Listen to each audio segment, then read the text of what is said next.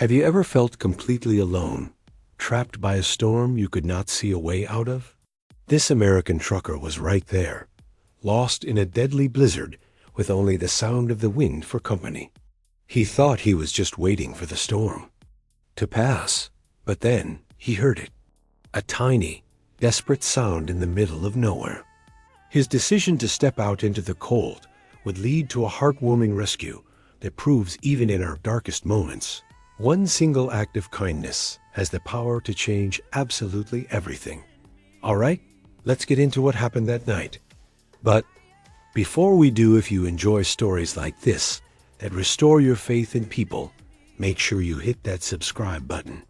We have so many more untold stories from America's highways coming your way, and I would not want you to miss them. They say there is a special kind of loneliness out here on the open road. I should know.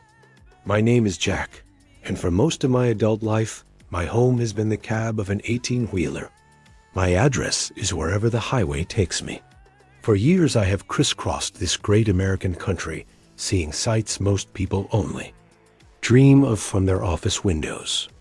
I have seen sunrises over the Arizona desert that looked like a painting and sunsets in Montana that could make a grown man cry.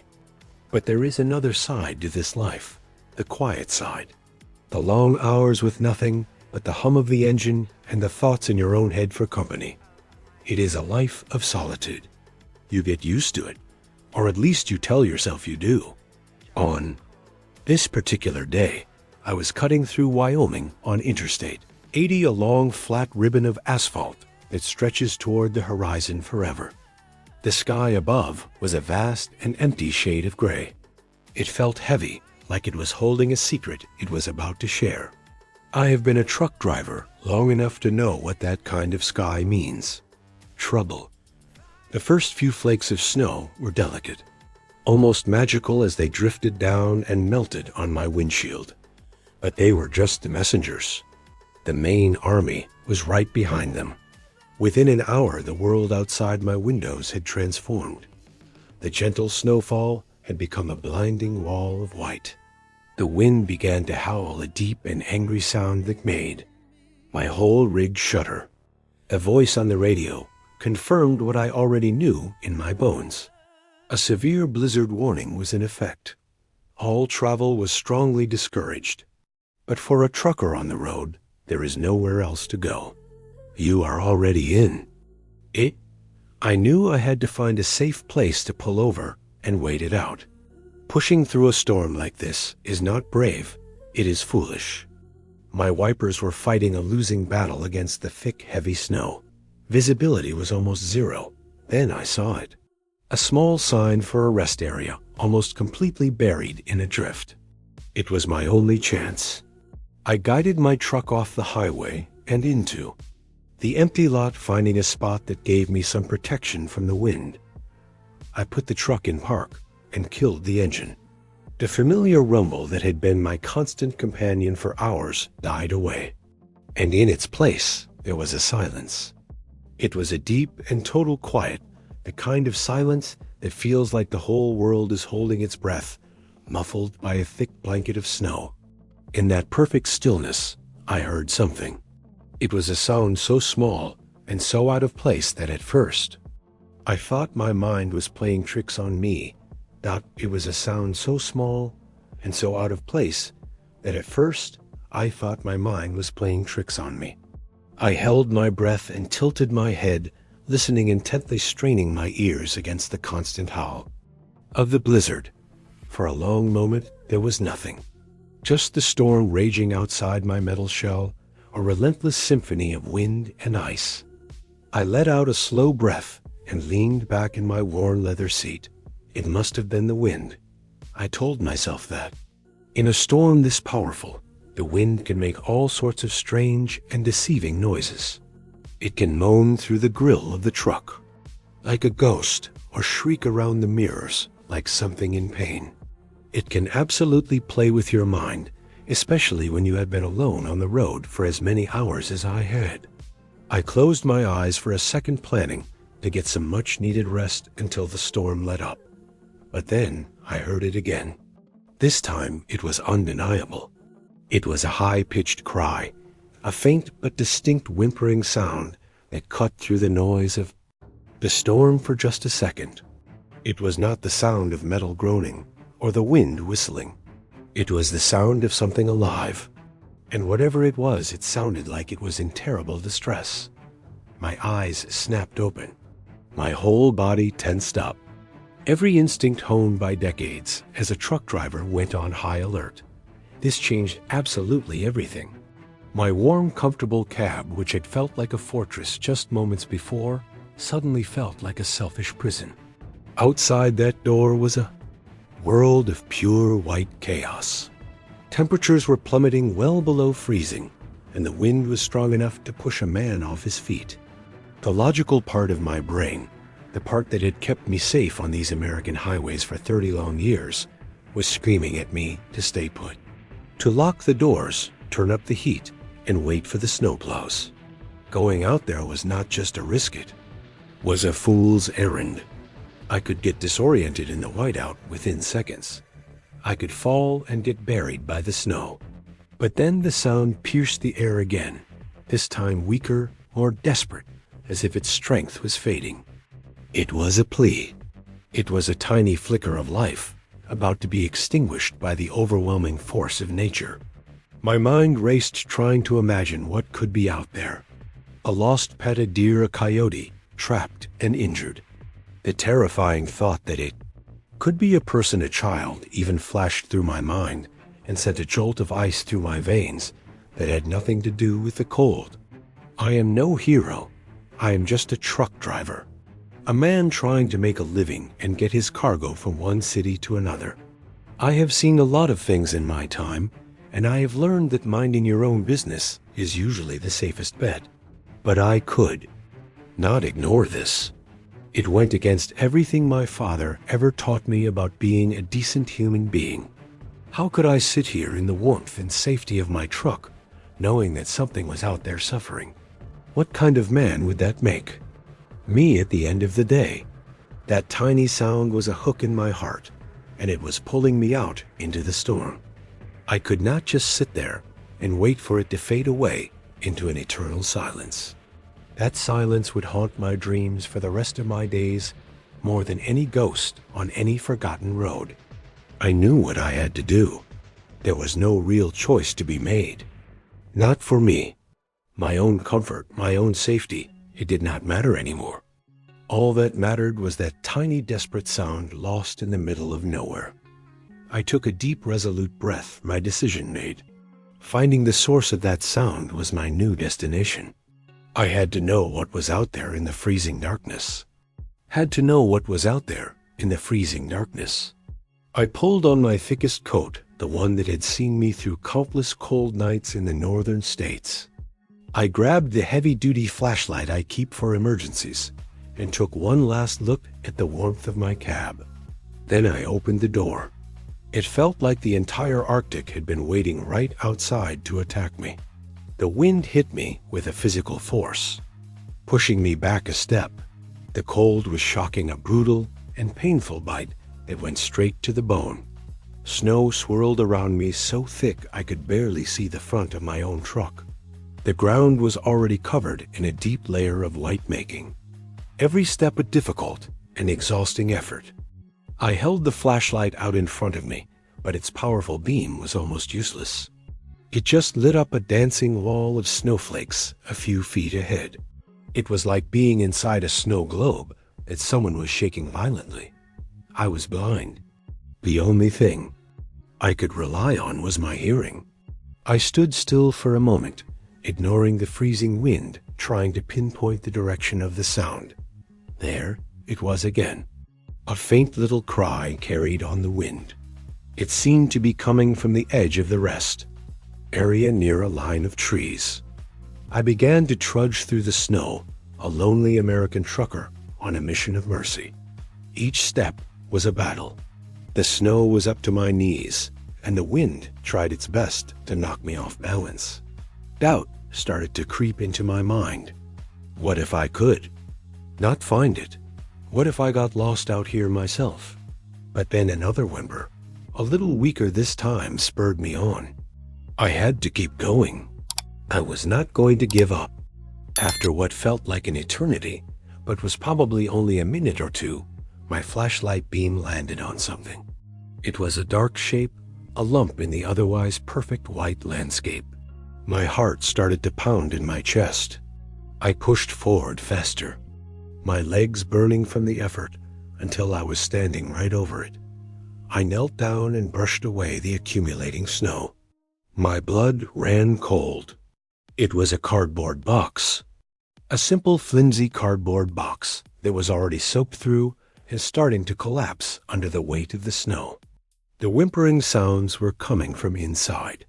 With trembling fingers, I pulled open the top flap, and what I saw next shattered my heart into a million pieces. Inside, huddled together for warmth, was a tiny pile of shivering fur. Puppies. A whole litter of them. They were so small their eyes were barely open. They could not have been more than a few days old. Someone had just left them here, in the middle of a blizzard, in a cardboard box. They had abandoned these helpless little creatures to freeze to death. A wave of hot anger washed over me, a fury so intense it chased away the cold. But that was followed by an overwhelming surge of protectiveness. Looking down at those tiny, innocent lives, I knew my lonely night on the road had just found its purpose. There was no time to be angry. There was only time to act. I had to know what was out there in the freezing darkness. I pulled on my thickest coat, the one that had seen me through countless cold nights in the northern states. I grabbed the heavy-duty flashlight I keep for emergencies and took one last look at the warmth of my cab. Then I opened the door. It felt like the entire Arctic had been waiting right outside to attack me. The wind hit me with a physical force, pushing me back a step. The cold was shocking, a brutal and painful bite that went straight to the bone. Snow swirled around me so thick I could barely see the front of my own truck. The ground was already covered in a deep layer of white, making every step a difficult and exhausting effort. I held the flashlight out in front of me, but its powerful beam was almost useless. It just lit up a dancing wall of snowflakes a few feet ahead. It was like being inside a snow globe that someone was shaking violently. I was blind. The only thing I could rely on was my hearing. I stood still for a moment, ignoring the freezing wind, trying to pinpoint the direction of the sound. There it was again. A faint little cry carried on the wind. It seemed to be coming from the edge of the rest, area near a line of trees. I began to trudge through the snow, a lonely American trucker on a mission of mercy. Each step was a battle. The snow was up to my knees, and the wind tried its best to knock me off balance. Doubt started to creep into my mind. What if I could not find it? What if I got lost out here myself? But then another whimper, a little weaker this time, spurred me on. I had to keep going. I was not going to give up. After what felt like an eternity, but was probably only a minute or two, my flashlight beam landed on something. It was a dark shape, a lump in the otherwise perfect white landscape. My heart started to pound in my chest. I pushed forward faster, my legs burning from the effort, until I was standing right over it. I knelt down and brushed away the accumulating snow. My blood ran cold. It was a cardboard box. A simple, flimsy cardboard box that was already soaked through and starting to collapse under the weight of the snow. The whimpering sounds were coming from inside. With trembling fingers, I pulled open the top flap, and what I saw next shattered my heart into a million pieces. Inside, huddled together for warmth, was a tiny pile of shivering fur. Puppies, a whole litter of them. They were so small their eyes were barely open. They could not have been more than a few days old. Someone had just left them here, in the middle of a blizzard, in a cardboard box. They had abandoned these helpless little creatures to freeze to death. A wave of hot anger washed over me, a fury so intense it chased away the cold. But that was followed by an overwhelming surge of protectiveness. Looking down at those tiny innocent lives, I knew my lonely night on the road had just found its purpose. There was no time to be angry. There was only time to act. There was no time to be angry. There was only time to act. My mind kicked into high gear. I could not leave them in this freezing wet box for a second longer. It was barely a shelter. It was a death trap. Looking at my big calloused hands, hands that had gripped a steering wheel for hundreds of thousands of miles, hands that had changed massive tires and secured heavy loads, I knew I had to be gentle. These were the most fragile things I had ever held. I carefully slipped my arms under the soggy bottom of the box, lifting the entire thing as one solid unit. The little puppies inside let out a chorus of tiny worried squeaks. "It is okay, little." "Guys," I whispered into the wind, my voice a low rumble. "I have got you. You are safe now." Cradling the box against my chest like a precious treasure, I turned and started the long journey back to my truck. The wind seemed to fight me even harder, now as if it was angry that I was stealing its victims. But my determination was afire. Inside me, I protected the box with my own body, letting my back take the full force of the storm. Each step back was a victory. As I got closer, the warm yellow light from my cab windows looked like the most beautiful sight in the world. It was a beacon of hope in the middle of a swirling white nightmare. I finally reached the truck, fumbling with the door handle with my frozen fingers.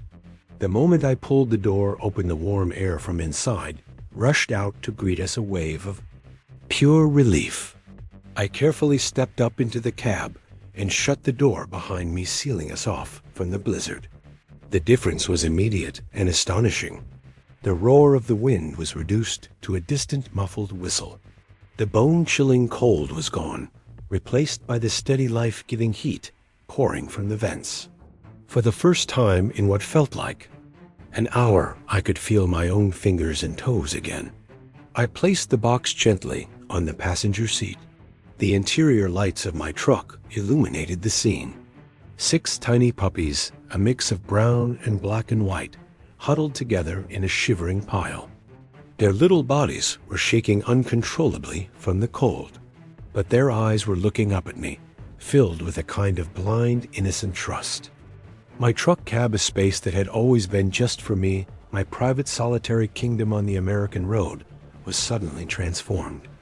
It was no longer just a place to sleep and drive. It had become a rescue center, an animal shelter, a sanctuary. The contrast was almost overwhelming. Outside, a deadly blizzard was trying to erase the world. But inside this small, warm space, there was life, new life, and it was my job to protect it.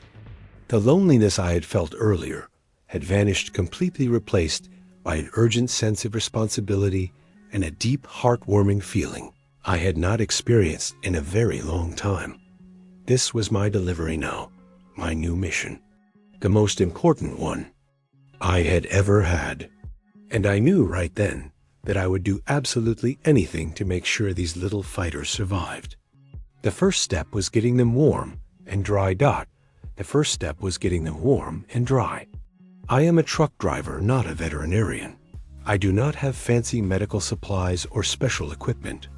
But a life on the road teaches you to be resourceful.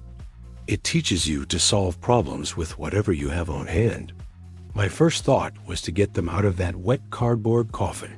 I carefully lifted each puppy one by one out of the box. They were so light they felt like little more than a handful of fluff. I grabbed a clean, dry towel that I kept in my sleeper berth and laid it down on the floor where the heat from the vents was strongest. Then I took another clean t-shirt and began to gently dry each puppy. I was incredibly careful, my big rough hands moving with a tenderness I did not even know I possessed. Their little bodies were so cold to the touch. It was a race against time. As I dried them, their shivering slowly began to subside, replaced by little sleepy movements. They started to nuzzle into the warm towel, and into each other, creating a small living pile of renewed warmth. Their faint whimpers turned into soft, contented sighs. Seeing that transformation was like watching a miracle happen right there on the floor of my truck. The next problem was food. They were babies, they needed milk. I did not have puppy formula, of course, but I did have a small carton of regular milk in my mini fridge that I used for my coffee. I knew it was not ideal, but it was better than nothing. They needed calories and hydration to fight off the cold. I poured a little milk into a clean plastic bottle cap. It was the smallest dish I could think of. Then I picked up the smallest puppy, the one who seemed the weakest. I dipped my finger into the milk and gently touched it to his mouth.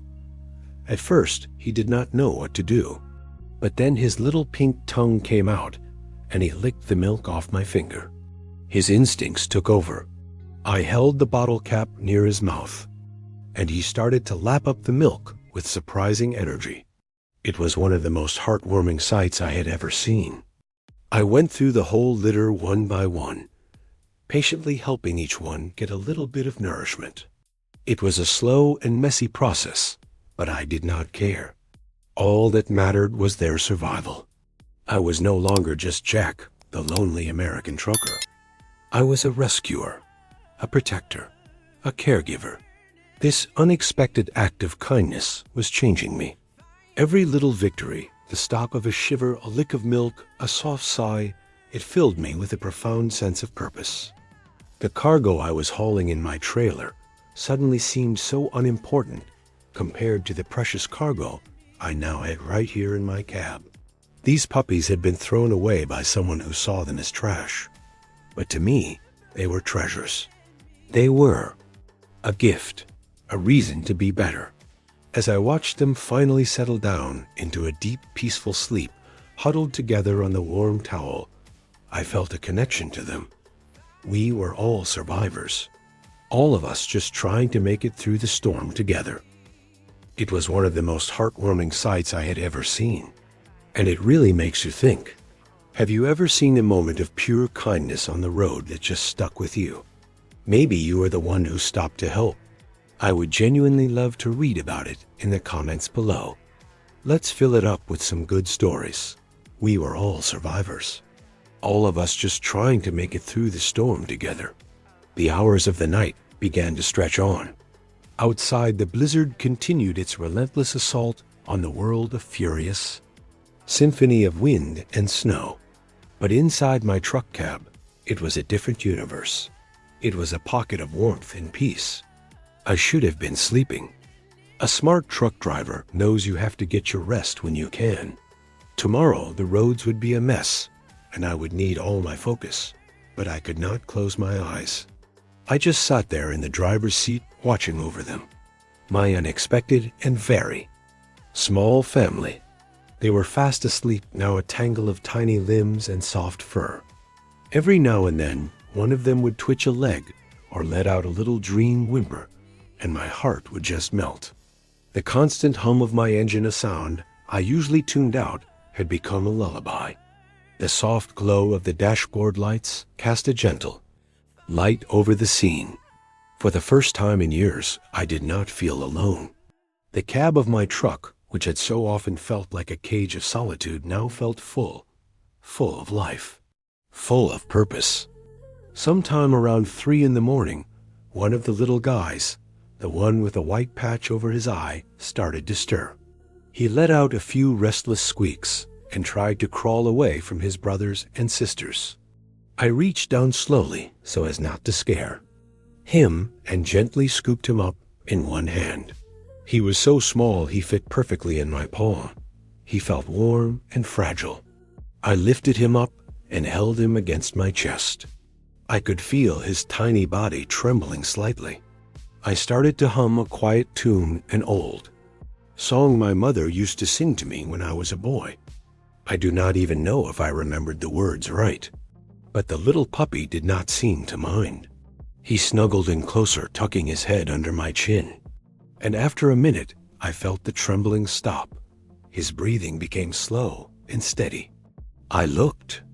down and saw that he had fallen back asleep right there on my chest.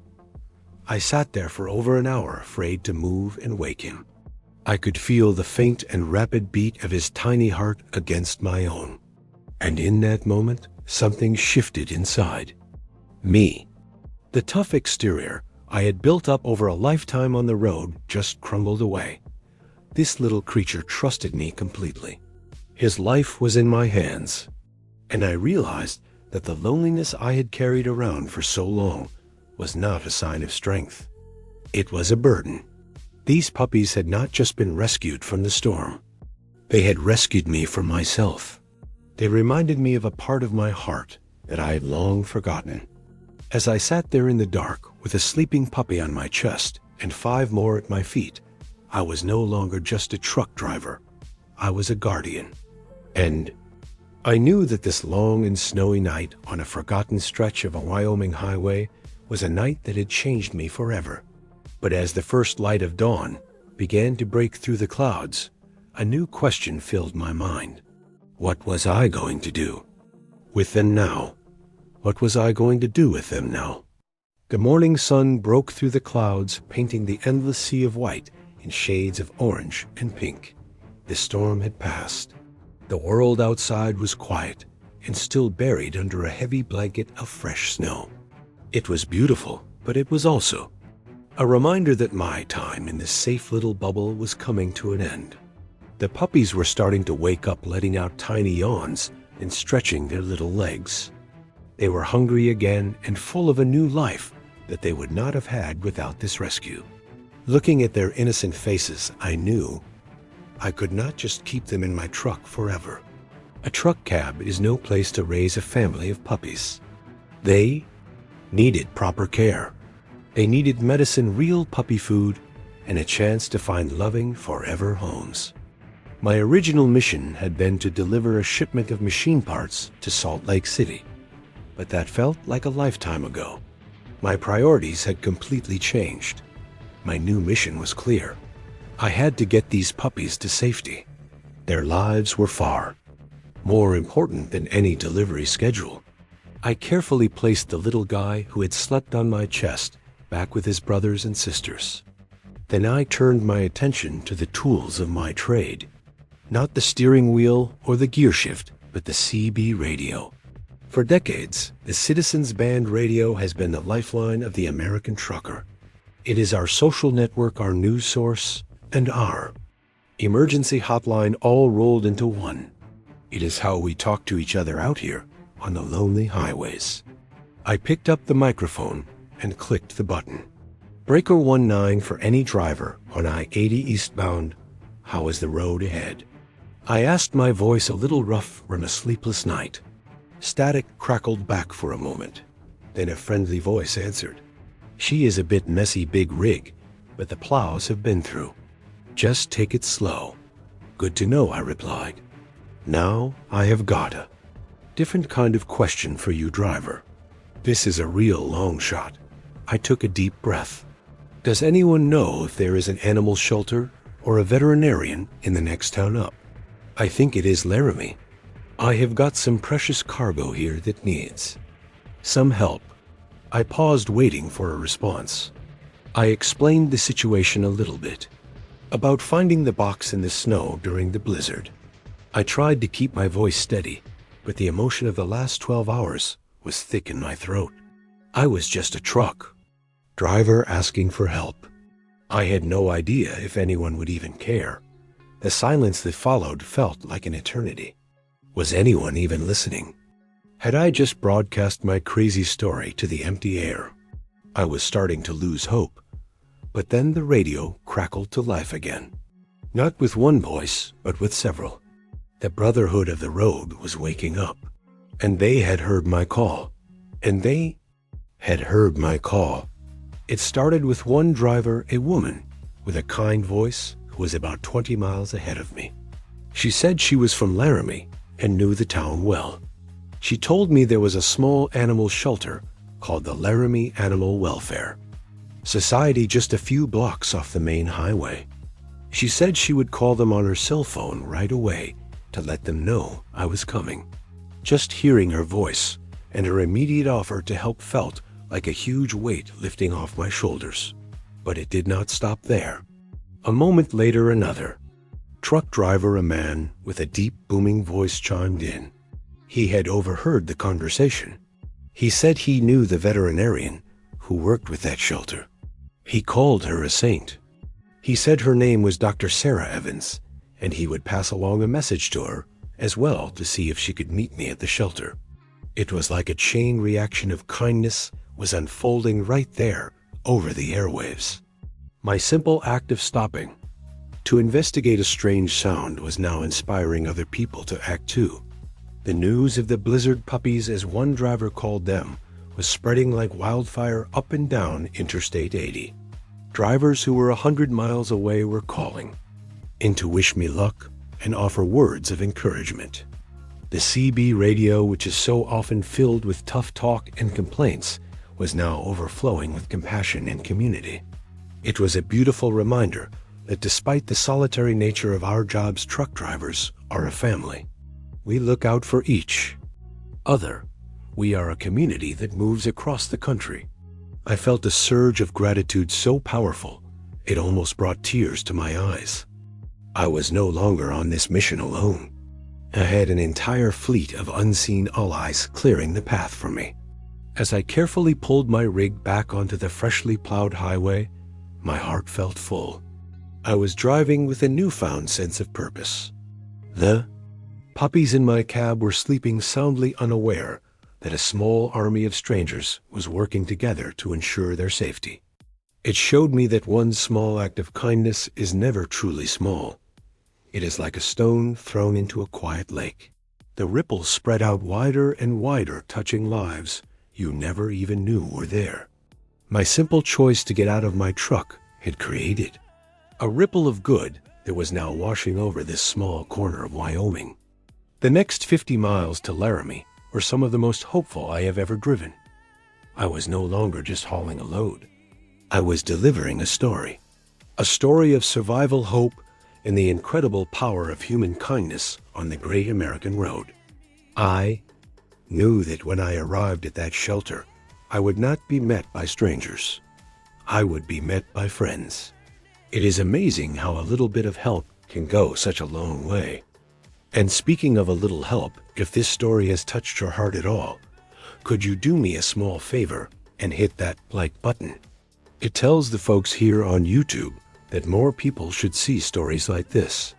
It really helps spread the good. Thanks. Anyway, I had a new sense of hope now. I knew that when I arrived at that shelter, I would not be met by strangers. I would be met by friends. And I was right. As I carefully navigated my big rig through the streets of Laramie, I saw it. The Laramie Animal Welfare Society. It was a humble small brick building, but to me, it looked like a palace. And standing outside on the freshly shoveled sidewalk was a small group of people. They were waiting for me. A woman stepped forward as I brought the truck to a halt. She had a warm smile and kind eyes. "You must be Jack," she said, her voice full of gratitude. "I am Sarah Evans. The other truckers got in touch. We have been waiting for you." It felt like I could finally breathe again. The immense weight of responsibility I had been carrying all night began to lift. I nodded and tried to smile back. "The honor is all mine, Doc," I said. Inside the shelter was everything my truck was not. It was bright, clean, and smelled of fresh laundry. Several volunteers were bustling around, preparing warm beds with soft blankets and getting special puppy formula ready. Their faces were full of excitement and anticipation. Everyone stopped what they were doing as I came in carefully, carrying my precious cargo, which had now been transferred to a sturdier plastic tote I had in the truck. I placed the tote gently on an examination table. Dr. Sarah and the volunteers gathered around. As they looked in, their collective gasp was followed by a chorus of soft emotional sighs. The sight of 6 tiny puppies sleeping peacefully after their ordeal was a powerful and heartwarming moment. Dr. Sarah Evans moved with a calm and gentle confidence. She listened to each tiny heartbeat with her stethoscope, her brow furrowed in concentration. She checked their gums and took their temperatures, all while speaking to them in a soft, reassuring voice as if they were her own. My big, rough truck driver hands felt clumsy and huge next to her expert, gentle touch. She looked up at me, a brilliant smile on her face. "They are cold and a little dehydrated, but you got to them just in time, Jack," she said. "You saved their lives. Every single one of them." Hearing those words from a professional, from someone who knew what they were talking about, filled me with a sense of pride I had not felt in a very long time. I had done something good, something that truly mattered. I stayed for a while watching as the volunteers fed the puppies and settled them into a warm, comfortable pen. They were safe. They were loved. My job was done. It was time for me to go. Saying goodbye was harder than I expected. I went over to the pen one last time. I knelt down and reached in to stroke the little one with the white patch over his eye, my little buddy from the long night. He licked my finger. It was a final thank. I promise you will have a good life," I whispered to him. I turned to leave, my throat tight with emotion. My delivery was complete. It was the most important delivery of my entire 30-year career. And as I walked out of that shelter and back to my empty truck, a new feeling began to settle in. And as I walked out of that shelter and back to my empty truck, a new feeling began to settle in. I climbed back up into the cab and shut the door. The silence was back, but it was different now. Before the storm, it had been a heavy, lonely silence. Now it was a quiet, peaceful silence. My eyes went to the passenger seat where the box had been, then to the floor where the towel still lay. The space was empty. The truck felt bigger now and quieter. But for the first time in a very long time, it did not feel lonely. I turned the key, and the engine rumbled to life, my old familiar friend. I pulled back onto the highway heading west. Once again, my original destination still many miles away. The sun was bright on the endless fields of snow. The world looked clean and new, and I felt new too. I thought about the last 24 hours. A single tiny sound in a blizzard had changed everything. It led me to an act of kindness, and that one act of kindness had connected me to a whole community of strangers. The truck drivers on the radio, the volunteers at the shelter, Dr. Sarah. Good people, people who cared. It was a powerful reminder that even when you feel like you are all alone in the world, you are not. There is a network of goodness all around you. You just have to reach out and find it. For years I thought this job, this life of an American truck driver, was about solitude, about keeping to yourself and just getting the miles in. I believed the loneliness was the price you paid for the freedom of the open road. But I was wrong. The road is not just empty space between cities. It is full of life. It is full of unexpected turns and opportunities for connection. It is full of stories waiting to happen. You just have to be willing to stop and listen. Small smile touched my lips. A cab of my truck was empty again, but my heart was full. My load of machine parts was still waiting patiently in the trailer behind me. But I knew I was carrying something far more precious now. I was carrying the memory of 6 tiny lives that I had the honor and privilege to save. I was carrying the warmth of their little bodies and the sound of their soft sighs. I was carrying the kindness of strangers and a renewed faith in humanity. That is a cargo that does not have a weight or a price, but it is the most valuable thing I have ever carried. They say every mile has a story. I know that now more than ever. But this story was different. This one had a heartbeat. Thank you for riding along with me on this journey. It means a lot to share it with you. Remember to subscribe so you do not miss the next story from the road. Until then, stay safe out there.